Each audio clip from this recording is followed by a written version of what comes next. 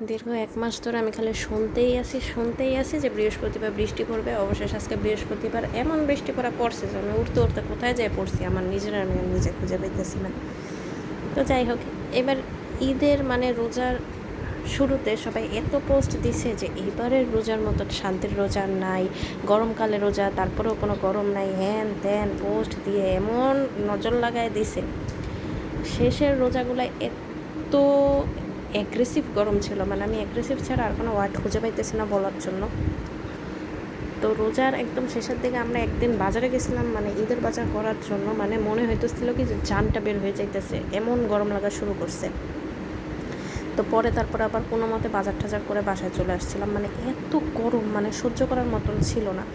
তো এর জন্য মানে রোজার ঈদে হচ্ছে আমার মূল আকর্ষণ থাকে খাওয়া দাওয়া করা। তো এবার মানে ঈদে খাওয়া দাওয়াটা খুবই কম করা হয়েছে, শুধুমাত্র এই গরমের জন্য। মানে গরমের জন্য কোনো কিছু রান্না করে খাওয়া মানে একদমই ভালো লাগতেছিল না। তারপর জানতাম যে বাসায় কোনো মেহমান টেহমানও আসবে না, তো সেজন্য এত বেশি রান্না করাও হয়নি। তো যাই রান্না করছি মানে খুবই কম মশলা টশলা দিয়ে রান্না করা হয়েছে। তো ওইভাবে মানে ঈদের সময় খাওয়া দাওয়াটা করা হয়নি। ঈদে যেরকম মানুষ একটু চটপটি ফুচকা এসব খায়, ওগুলো আমাদের খাওয়াই হয়নি।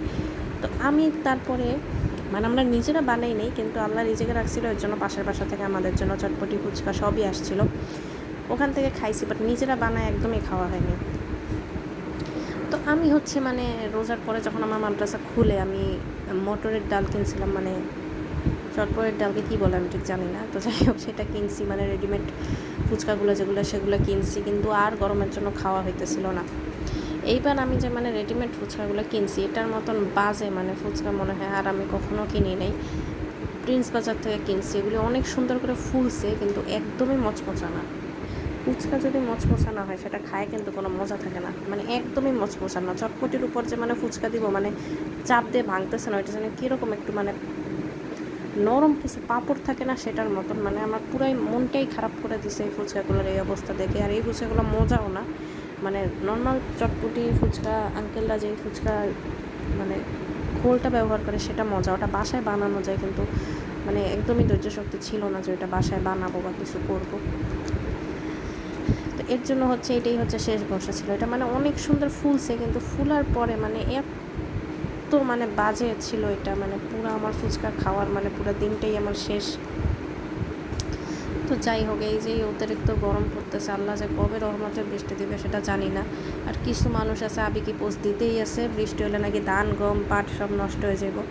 বৈশাখ মাসে সবসময় কালবৈশাখী ঝড় হয়, সবসময় বৃষ্টি হয়, তো তখন কি আল্লাহ আমাদের রিজিক বন্ধ করে রাখছে? রিজিকের মালিক আল্লাহ তাআলা রিজিক বন্ধ না করলে কার সাধ্য আছে রিজিক বন্ধ করবে? এই গরমের মধ্যে সবাই বৃষ্টি যাবে, এটাই স্বাভাবিক। কিন্তু বাংলাদেশের মানুষ যেইটাই পায় সেটা নিয়ে একটা উল্টাপাল্টা পোস্ট দিয়ে মানে আবেগ ছড়াইতে এক্সপার্ট। আর এই একটা পোস্ট সবাই কোনো হারে শেয়ার দিতেই থাকে, মানে তারা বুঝতেছেও না যে তারা কী শেয়ার দিতেছে, কেন দিতেছে। তো যাই হোক, আলহামদুলিল্লাহ, বৃষ্টি পড়ুক, আল্লাহ তাআলা রহমত দান করুক, এই গরম থেকে আমরা মুক্তি পাই। সবাই সেটার জন্যই দোয়া করবেন, যাতে খুব তাড়াতাড়ি বৃষ্টি হয় আর আমরা বৃষ্টির মুখ দেখতে পাই, এটাই এখন সবাই চায় আর কি।